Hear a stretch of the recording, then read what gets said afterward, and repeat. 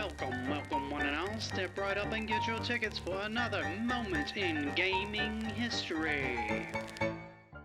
Hey guys, welcome back to the channel, or if you're new here, welcome officially to the channel. This is a series where I go into various different moments in video game history, and today I want to talk about a popular genre that's entertained tons of people for years and years now, and that's the action RPG. Where did it start? What was the game like?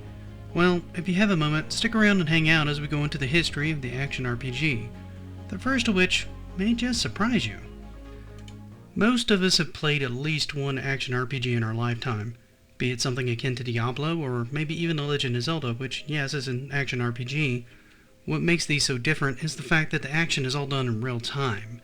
There's no menus or text on the screen that gets in the way of the gameplay itself. All the action happens, like I said, in real time, forcing the player to think quickly in how to move and react to the action going on the screen. This often forces them to learn abilities quickly and efficiently so that they can survive the onslaught of enemies, resulting in a frantic hack-and-slash type combat like Diablo. Others, like The Legend of Zelda, would rely solely on swordplay to facilitate much of the combat, allowing the player to level up their durability with things like hearts, which give more life, or rings that reduce damage, at least in the early games. Much of the depth in these games are done by the spells and abilities that the player uses, on top of the armor and other items to shore up their defenses. The main challenge on these being the damage avoidance and keeping up with the overarching damage curve that the game will throw at you. In a sense, they become a mix of almost action platformer and RPG, making for some of the most potentially addicting gameplay in gaming. But which was the first? Well, there are a few that are potential candidates, but one in particular I think stands out the most. So let's talk about what I think is the earliest one for a minute, so that you can get a breadth of what's going on in the scene around this time.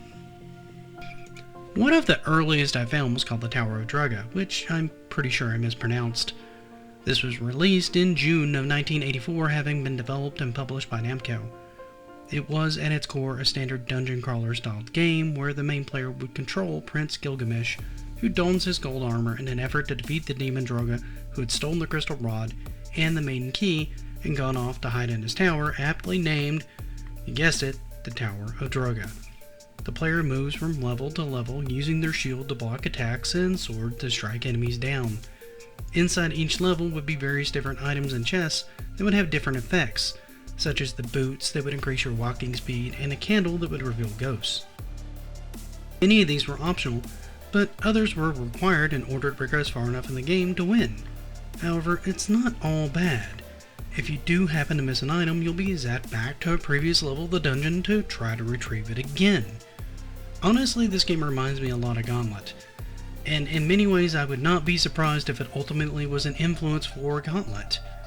Tower of Druga itself was actually influenced by, you guessed it, wizardry, which the designer Masanobu Endo, the lead designer of the game, was a big fan of, that and D&D in general, after having spent some time in the United States, of course. His interest in the design philosophy worked, and the game was a hit, spawning off multiple loosely related sequels and becoming known as the Babylon Castle Saga series. Games like this were the original innovators, giving us graphical and procedurally designed dungeons that would go on to influence many other games like Gauntlet, Diablo, Torchlight, and Path of Exile. All these likely owe some, if not a large part of their DNA to this game series, and other procedurally generated games. However, what do you guys think of this one? Did any of you ever play this one in the arcade when it was released? Or even when it was released as part of the Namco Museum Volume 4? Yeah, it was on one of the collections. Do you guys like this style of game at all? If so, let me know in the comments. However, for now, thank you so much for taking time out of your day and spending it with me. If I could ask you for one more favor, please leave this video a like. While you're there, consider subscribing, it really does help me out. Until we meet again though, have a great rest of your day, and happy gaming.